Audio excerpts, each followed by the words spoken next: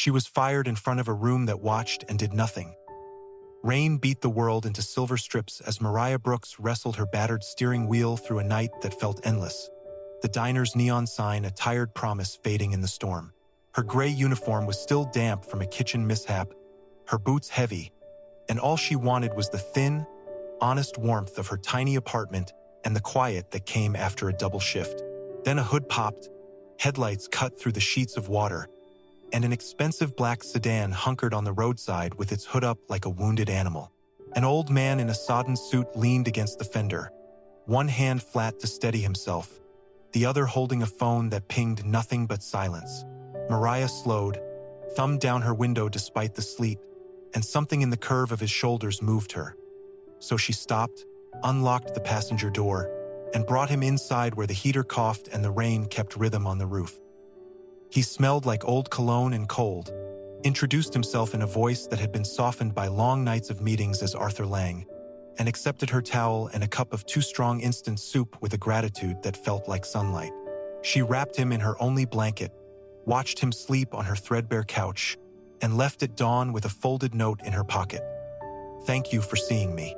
She walked into the morning convinced she had done the only thing she could, unaware that kindness had already threaded her fate to a man who kept his own name in small, precise letters on the corner of powerful things. Before we go any further, if this is your first time watching one of our videos, we'd love for you to hit that subscribe button. Your support means the world to us, and it helps us bring you even more powerful stories. Stick with us till the very end. And if the story moves you, drop your thoughts in the comments and share it with a friend. Now, let's begin. By the time Mariah pushed through the diner's door mid-morning, the place smelled like frying fat and stale coffee, and the manager, Greg Mallory, was already on his feet, performing indignation like a practiced art. He made her apology sound small and reckless in front of the lunch crowd, flinging a receipt pad like an accusation and proclaiming that punctuality was the only currency he respected. The room slipped into silence as if the clatter of plates had obeyed him. Co-workers averted their eyes, the young cook froze by the grill, and the few regulars leaned back and did nothing. When Greg demanded her apron and told her she was done, the cashier's laugh felt like ice on a wound. Mariah left with her head bowed, the bell chiming a hollow farewell, the drizzle on her face sharper than the storm the night before. She did not see the black sedan coast past, its window lowering to frame a man whose jaw tightened when he saw the empty station where she had stood. Arthur Lang slid from his seat and said no more than that he knew where she worked. He drove away, and the world readied itself for the correction his presence would bring. When Arthur walked into the diner at lunchtime, the place exhaled. Greg straightened his tie and practiced smile for the man whose investments kept windows polished and rent paid, introducing the glossy owner to what he presented as a spotless, efficient operation. Arthur's eyes roamed, and when they landed on the vacant corner booth, his gaze tightened the room further.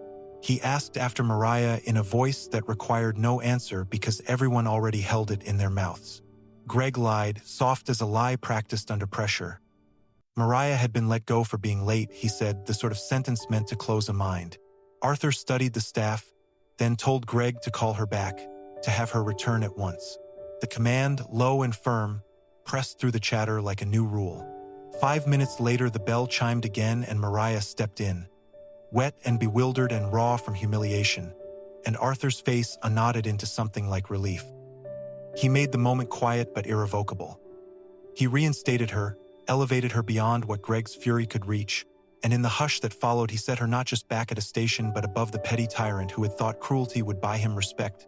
The diner transformed under Mariah's steady hands. She moved through shifts with the kind of calm that comes from having been knocked down and deciding to keep tending the small, necessary things anyway. Arthur's visits became less oversight and more companionship.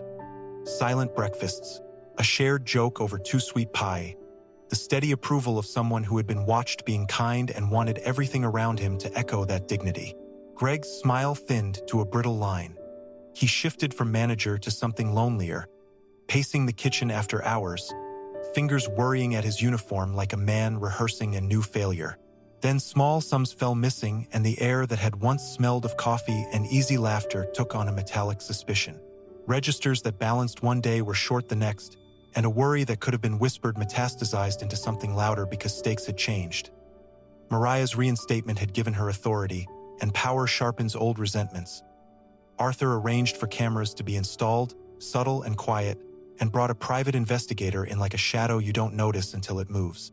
Days crawled with the slow, patient strain of waiting and working, until the night the rain returned and the recorder caught Greg's hand slipping into a register, folding bills with the same practiced contempt he had used on Mariah's apology. The footage played in a room that had once watched her leave, and the silence that fell then was different, harder, edged in truth. Greg tried to shout that the film was tampered with, his protest thin as smoke, and the officers who stepped forward closed the distance with no drama, no fanfare, only the click of handcuffs and the certainty that law could still follow patience. He was let out, his curses swallowed by the clatter of plates resuming their ordinary life, and the staff watched the place settle into a new orbit where trust mattered more than fear. Under Mariah's guidance, the diner grew into something larger than a lunchtime stop. She smoothed schedules with a quiet fairness, taught younger servers the dignity of holding a tray straight, and put a bowl in the window for spare change that became a neighborhood lifeline. Arthur, who had been a stranger and was now a steady presence, made the kind of changes that didn't glitter and press photos but rifled through the community like warm light, better equipment, fair wages, a redone back room that smelled like paint and possibility. When a reporter eventually asked why he had made Mariah a partner, his answer was simple and unadorned. She had shown him what a business could be when it chose compassion over image. Months later, at a soft evening when neon washed the sidewalk and the last coffee cooled in its pot, Arthur stood and announced that Mariah would be more than co-manager. She would be his partner. The applause was not for wealth but for the repair of something that had been cracked by cruelty and made whole again by steady, patient care. After the final customers left and the lights dimmed, Mariah stepped outside and found Greg across the street, working a night shift at a gas station, shoulders stooped and embarrassment painting him small. She crossed without haste and handed him an envelope that bore his name, as simple as the note she had once kept folded in her pocket. Inside was a check to a local charity and a receipt in his name, a quiet nudge toward restitution and a chance to start over. There was no triumph in her eyes, only the deep, hard clarity of someone who had been given back more than a job. She turned back to the diner, set the sign to open for a new morning, and tied her apron with hands that had learned the language of second chances. The rain came and went like a remembered drum, and inside the rainy day diner the air was warm and full of ordinary miracles. Plates passed with respect, laughter that was not edged by fear, and a community that had learned how to be kind because one woman had made a choice to help a stranger. Because kindness always wins.